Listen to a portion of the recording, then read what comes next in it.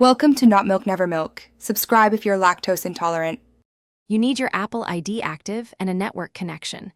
Once you have that, open Settings and tap your name. Go to Photos and toggle iCloud Photos on. This starts syncing. Make sure Optimize iPhone Storage is chosen if you have limited space. Otherwise, select Download and keep originals to see full files locally. Once done, your camera roll begins uploading and downloading. This is why network quality affects speed, so stay on a stable Wi-Fi until sync finishes. You should confirm sync progress inside the Photos app by browsing recent images. Thumbnails indicate upload status. If items aren't appearing, inspect iCloud storage quota in settings under iCloud and free space if needed. Photos won't sync without enough iCloud space. To expedite, open Photos and keep the device unlocked on Wi-Fi.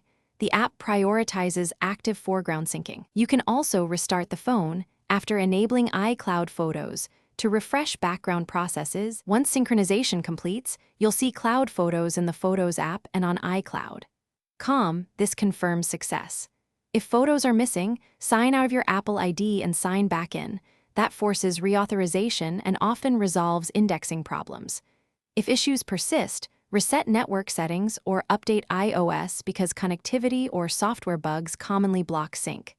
Finally, remember that deleted items stay in Recently Deleted for 30 days. Check there before assuming loss and contact Apple support for account problems. Thanks for watching. If this was helpful, leave a like and consider subscribing. See you next time.